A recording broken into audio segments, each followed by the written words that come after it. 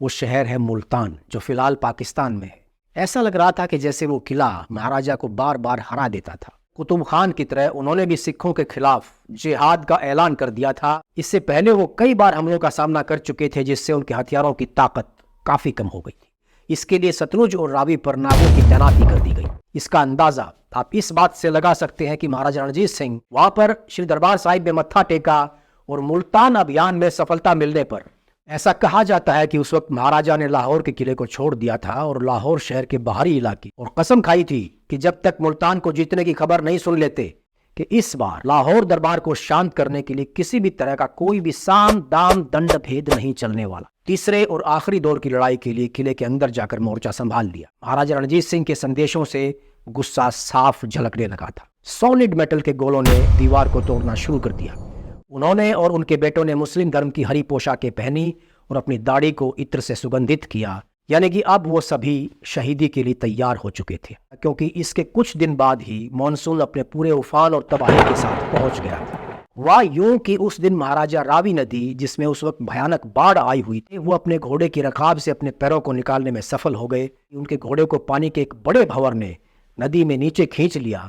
बस वहां कुछ बचा था तो वो था खुद मुल्तान।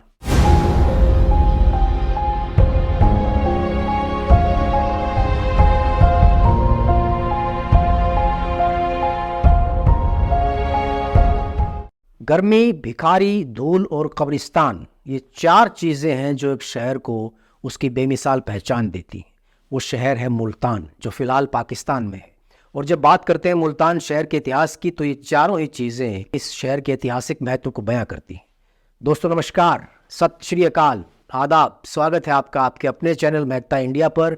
मैं राकेश। चैनल को सब्सक्राइब नहीं किया है तो बेल आइकन को दबाकर चैनल को जरूर सब्सक्राइब कर लें। गर्मी और धूल भरे मैदानों के बीच में बसा ये शहर मुल्तान दो मशहूर नदियों सतलुज और रावी के संगम पर है, जहां से इस इलाके को सिंचाई के लिए पानी मिलता है और जहां से होकर पंजाब के व्यापारी समुद्र तक पहुंचते थे। क्योंकि ये एक समृद्ध एग्रीकल्चर और ट्रेड एक्टिविटीज़ का सेंटर है, तो गरीब और पिछड़े इलाकों से भिखारी यहाँ आ जाते हैं। पंजाब के सबसे पुराने शहरों में से ये एक है, इसलिए नागरिकों की कई पीढ़ियां यहाँ दूर दूर तक फैले कब्रिस्तानों में दफन है। चार तोहफों वाले इस शहर पर कब्जा करने के लिए महाराजा रणजीत सिंह जी ने मुख्य रूप से 4 बार हमले किए।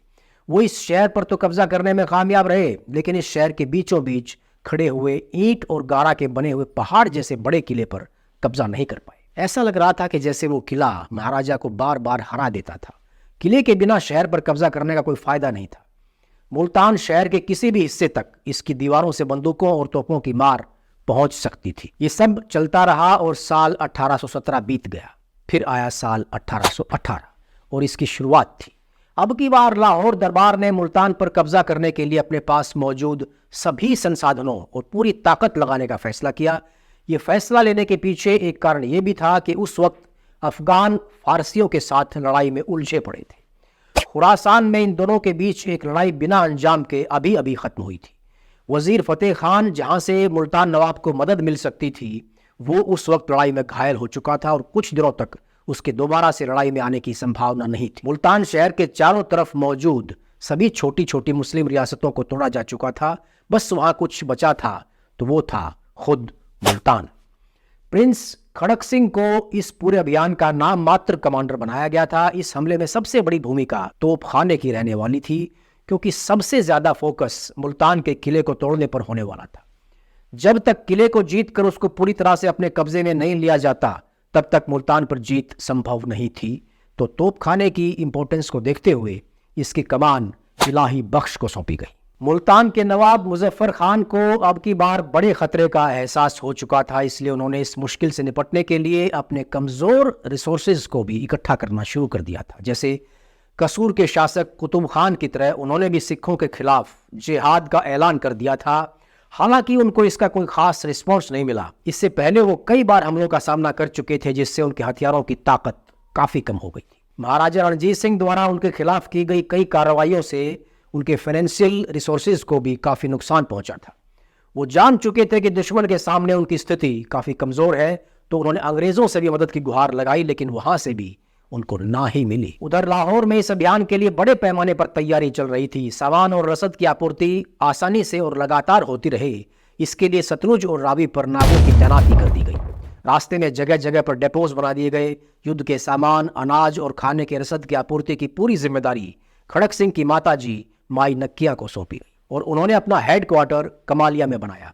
मुल्तान का अभियान कितना महत्वपूर्ण था, इसका अंदाजा आप इस बात से लगा सकते हैं कि महाराजा रणजीत सिंह अपनी स्पिरिचुअल कैपिटल यानी कि आध्यात्मिक राजधानी अमृतसर पहुंचे। वहां पर श्री दरबार साहिब में मत्था टेका और मुल्तान अभियान में सफलता मिलने पर दरबार साहिब को संगमरमर से पक्का बनवाने का वायदा किया। ऐसा कहा जाता है कि उस वक्त महाराजा ने लाहौर के किले को छोड़ दिया था और लाहौर शहर के बाहरी इलाके शायद बेगम कोट में अपना निवास बना लिया था और कसम खाई थी कि जब तक मुल्तान को जीतने की खबर नहीं सुन लेते शहर के अंदर प्रवेश नहीं करेंगे। बड़ी तोप, जमजमा और निहंग पलटनों को भी मुल्तान भेजने का हुक्म हुआ। खुशवंत सिंह अपनी किताब रणजीत सिंह महाराजा ऑफ द पंजाब में लिखते हैं कि मिस्र दीवान चंद की अगुवाई में 20,000 की फौज को मुल्तान के लिए कूच करने का हुक्म दिया गया। वहीं अवतार सिंह संधू ने अपनी किताब में संख्या 25,000 घुड़सवार और पैदल बताई है। साथ ही भारी संख्या में बंदूकें और दूसरे युद्ध के उपकरण भी भेजे गए। राजधानी लाहौर से मुल्तान के आर्मी कैंप के बीच हर 3 मील के फासले पर संदेशवाहकों की तैनाती की गई ताकि महाराजा को हर एक लेटेस्ट इंफॉर्मेशन मिलती रहे और वो जरूरत के मुताबिक अपने हुक्म को मुल्तान तक भेज सकें। मुल्तान के नवाब मुजफ्फर खान को बड़े पैमाने पर चल रही इन कार्रवाइयों के बारे में पूरी जानकारी थी और वो जानते थे कि इस बार लाहौर दरबार को शांत करने के लिए किसी भी तरह का कोई भी साम दाम दंड भेद नहीं चलने वाला है। इसलिए उन्होंने शहर और किले को एक लंबे सीज के लिए तैयार कर लिया था। उन्होंने 3 स्टेज में अपना बचाव करने की योजना बनाई थी, देहात के इलाके में, शहर में और किले के अंदर। पहला मोर्चा खुले में लड़ाई का था जिसमें ज्यादातर लड़ाई उनके गाजियों को करनी थी। दोस्तों, गाजी धर्म यानी मुस्लिम धर्म के लिए लड़ाई लड़ने वाले योद्धाओं को कहते हैं। लड़ाई सिर्फ 1 दिन तक चली और जैसा कि गाजियों की भी इच्छा रहती है वो सब लड़ते हुए शहीद हो गए। तलवार और भाले लिए हुए वो लोग एक भीड़ जैसे लग रहे थे जिनका मुकाबला बंदूकों और दूसरे आधुनिक हथियारों से लैस एक अनुशासित सेना के साथ था। मुजफ्फर खान ने अपनी योजना के मुताबिक रोजमर्रा का सारा जरूरी सामान शहर की दीवारों के भीतर इकट्ठा कर लिया था। लड़ाई का दूसरा दौर शुरू हुआ और शहर को घेरे हुए लाहौर की सेना ने शहर की दीवारों पर बमबारी शुरू कर दी। दोस्तों, उस वक्त शहरों के चारों तरफ सुरक्षा के लिए दीवारें बना दी जाती थी जिनमें कई गेट लगे होते थे। लगभग सभी बड़े और पुराने शहरों में आपको अलग अलग नाम से कुछ बचे हुए गेट आज भी मिल जाएंगे। जब शहर की दीवार हम कह रहे हैं तो ये मुल्तान शहर की बाहरी दीवार का जिक्र है, ना कि मुल्तान के किले की दीवारों का। कुछ हफ्तों तक लाहौर की सैन्य टुकड़ियां मुल्तान की दीवार को तोड़ने के लिए गोलीबारी करती रही। अंदर दुश्मन पक्ष की तरफ से अब तक कोई जवाबी कार्रवाई नहीं हुई थी। फिर जब बाहरी दीवार को कई जगह से उड़ा दिया गया तब मुल्तान की आर्मी ने तीसरे और आखिरी दौर की लड़ाई के लिए किले के अंदर जाकर मोर्चा संभाल लिया। किला एक बड़ी और गहरी खाई से घिरा हुआ था क्योंकि मार्च का महीना चल रहा था तो उस वक्त खाई में पानी नहीं था। इस खाई की वजह से तोपों को किले के दीवारों के पास नहीं ले जाया जा सकता था, जिससे कि किले की दीवारों को तोड़ना आसान नहीं था और ना ही किले की दीवार के नीचे से सुरंग बनाना आसान था। पूरे 1 महीने तक इलाही बख्श का तोपखाना मिट्टी और ईंटों की मामूली तोड़फोड़ के अलावा किले की दीवारों को कोई खास नुकसान नहीं पहुंचा पाया। अब मार्च से अप्रैल का महीना आ चुका था और गर्मी बर्दाश्त से बाहर होने लगी थी। महाराजा रणजीत सिंह के संदेशों से गुस्सा साफ झलकने लगा था। उन्होंने दीवान चंद को बताया कि इस अभियान में राज्य का कितना पैसा लग चुका है और अगर उन्हें सफलता नहीं मिली तो कितनी बेइज्जती होने वाली थी। दीवान चंद भी जानते थे कि अगर मानसून से पहले किले पर कब्जा नहीं कर पाए तो फिर ये कभी संभव नहीं हो पाएगा क्योंकि मानसून के बाद किले के चारों तरफ खाई में पानी भर जाएगा। इलाही बख्श ने अपनी कोशिश दुगनी तेज करते हुए किले पर जबरदस्त बमबारी शुरू कर दी। भंगी तोप जमजमा अप्रैल में मुल्तान पहुंची और 80 पाउंड के हर एक शॉट के साथ सॉलिड मेटल के गोलों ने दीवार को तोड़ना शुरू कर दिया और उसमें बड़े बड़े छेद हो गए। मुजफ्फर खान ने अपने एक जासूस को जानकारी जुटाने के लिए बाहर भेजा जिसने देखा कि इलाही बख्श की कमान में लड़ रहे सैनिकों में बेमिसाल उत्साह और जोश था। जब एक तोप का पहिया टूट गया और बैलेंस बिगड़ने के कारण उससे सही तरीके से फायर नहीं हो पा रहे थे तो सिख फौज के योद्धा उस तोप को अपने कंधों पर रखकर चलाने के लिए आपस में लड़ रहे थे, जबकि कई सैनिक अपने कंधों से तोप को चलाते वक्त उसके द्वारा लगने वाले जोरदार झटकों से मारे जा चुके थे। मुजफ्फर खान की तरफ से सिपाहियों का फोकस टूटी हुई किले की दीवारों को ठीक करने पर ही था। निहंगों की एक पार्टी ने रात के अंधेरे का फायदा उठाकर खाई को तोड़ा और किले की दीवार के नीचे सुरंग बना दी। अगली सुबह वहीं से दीवार के एक बहुत बड़े हिस्से का मलबा आसमान में उड़ता हुआ नजर आ रहा था। दीवार टूट चुकी थी। अब लग रहा था कि मुजफ्फर खान की संघर्ष करने की शक्ति जवाब दे चुकी थी और उसने अपने दूत को आत्मसमर्पण की शर्तों पर चर्चा करने के लिए भेजा। वहां तय हुआ कि अगर वो किले को छोड़ देता है तो उसको शुजाबाद, खानगढ़ और एक बड़ी जागीर दे दी जाएगी। मुजफ्फर खान ने शर्तें मंजूर कर ली और संधि तैयार करने के लिए कहा। जब महाराजा रणजीत सिंह को पता चला कि मुजफ्फर खान ने उनके द्वारा तय की गई सारी शर्तों को मान लिया है तो वो बेहद खुश हुए। जीत की खुशी में तोपों से फायर किए गए और लाहौर शहर रात को जगमगा उठा। लेकिन जब संधि का ड्राफ्ट तैयार करवाकर मुजफ्फर खान के पास भिजवाया गया तो उन्होंने इस पर साइन करने से इनकार कर दिया। उनके सिपाहियों ने कहा कि शर्मिंदा होकर जीने से सम्मान की मौत मरना अच्छा है, हम अपनी आखिरी सांस तक लड़ने के लिए तैयार हैं। परिस्थितियों में आए अचानक इस मोड़ से महाराजा रणजीत सिंह अब गुस्से में थे। उन्होंने जमादार खुशाल सिंह को दीवान चंद और दूसरे जनरलों को ये बताने के लिए भेजा कि अगर अगले कुछ दिनों के अंदर मुल्तान शर्तें मानकर हथियार नहीं डालता है तो वो इस बात की पूरी तहकीकात करेंगे कि ऐसा क्यों हुआ, और हर एक जनरल को अपने सिपाहियों की बहादुरी और उनके द्वारा लड़ी गई लड़ाई की भी पूरी डिटेल देनी होगी। महाराजा के तानों ने सैनिकों को गुस्से से भर दिया। दोबारा लड़ाई शुरू हो गई। किले की टूटी हुई दीवारों पर मरम्मत के लिए रखी हुई रेत और मिट्टी से भरी हुई बोरियों को तोपों ने उड़ाकर रख दिया। निहंग सिंह फिर सामने आए। उनके जनरल साधु सिंह अपनी टुकड़ी के साथ टूटी हुई दीवार के एक रास्ते से अंदर घुसे और दुश्मन के ऊपर जबरदस्त हमला बोल दिया। उन्होंने मुल्तानी सैनिकों को पीछे धकेल दिया और लड़ते हुए मुजफ्फर खान के महल के दरवाजे पर पहुंच गए। और अब नवाब मुजफ्फर खान सारी स्थिति को समझ चुके थे। उन्होंने और उनके बेटों ने मुस्लिम धर्म की हरी पोशाकें पहनी और अपनी दाढ़ी को इत्र से सुगंधित किया और नंगी तलवारों के साथ मौत के दूतों की पुकार का जवाब देने के लिए बाहर आए। यानी कि अब वो सभी शहीदी के लिए तैयार हो चुके थे। नवाब मुजफ्फर खान, उनके 2 बेटे और एक भतीजा उस लड़ाई में मारे गए और उनके 2 छोटे बेटों को जिंदा पकड़ लिया गया।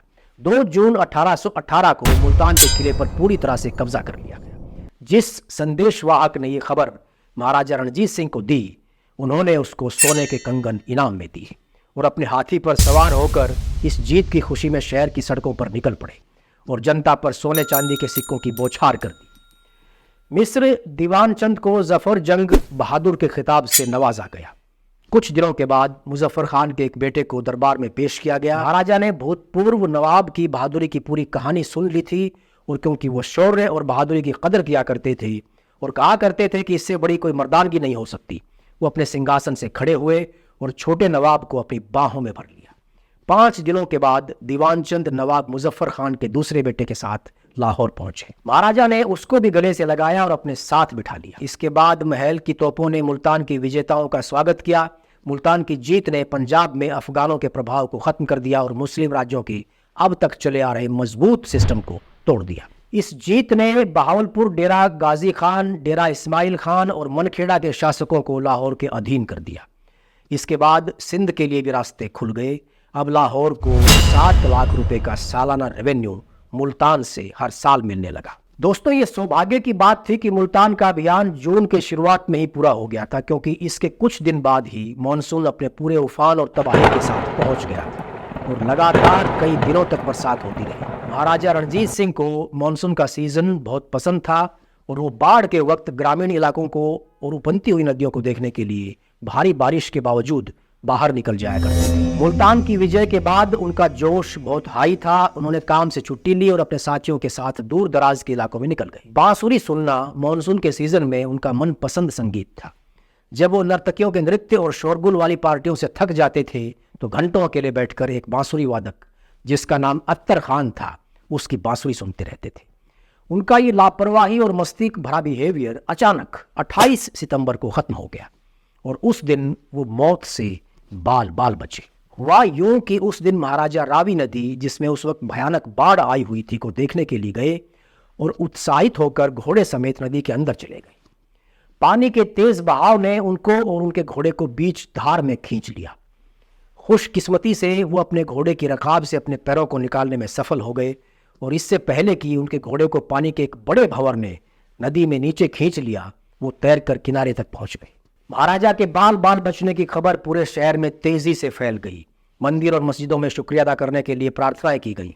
दरबार के खास और आम लोगों ने मुट्ठी भर भर कर सोने और चांदी महाराजा के सर से वार कर गरीबों में बांट दिया।